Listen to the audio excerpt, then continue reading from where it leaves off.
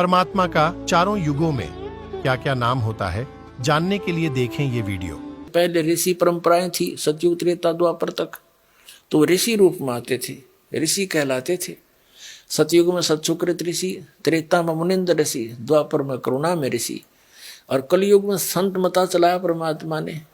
तो कलयुग में कबीर संत, कबीर जी को कवि भी कहा करते थे। ऋग्वेद मंडल नंबर 9 सूक्त नंबर 96 96 के मंत्र 16 से 20 तक की समस्या हल कर रखी है, स्पष्ट कर रखा है कि हे परमात्मा, आप अपना गुप्त जो नाम है रहस्य वाला वो बताओ। तो 17वें श्लोक में बताया है कि वो कबीर देव है उसका नाम, और कवियों की तरह आचरण करता है।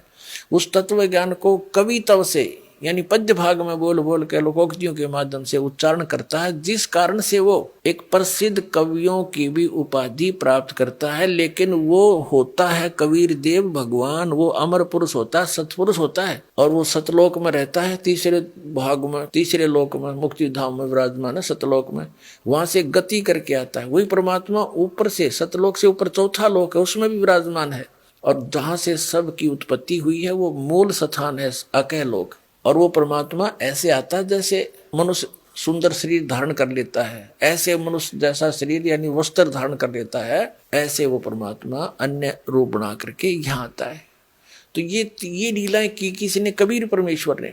अब जैसे कलयुग के अंदर उस एक महात्मा रूप बनाकर, संत रूप बनाकर आए जिंदा महात्मा का, तो किन किन को मिले? आदरणीय धर्मदास साहिब जी को मथुरा में जिंदा रूप में, जिंदा वेश में, साधु के वेश में।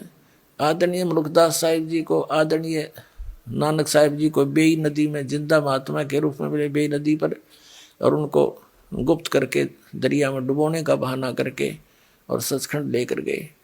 आदरणीय दादू साहिब जी को, आदरणीय गरीबदास साहिब जी गांव छुरानी जिला झज्जर वाले को, आदरणीय गीसा दास साहिब जी को गांव खेखड़ा जिला मेरठ उत्तर प्रदेश वाले को। तो ये जो लीलाएं वेद सदग्रंथ बताते हैं, वो लीला किसने की? कबीर देव ने। कबीर साहब जो काशी के अंदर धानक दुल्हा रूप में रहे थे, जब वेद जिसका गुण गावे, आंखों देखा संत बतावे, वह लीला करी किसने? कबीर साहब ने। तो हु इज गॉड? कबीर दुल्हा धानक, कबीर इज गॉड, वो कबीर परमात्मा है।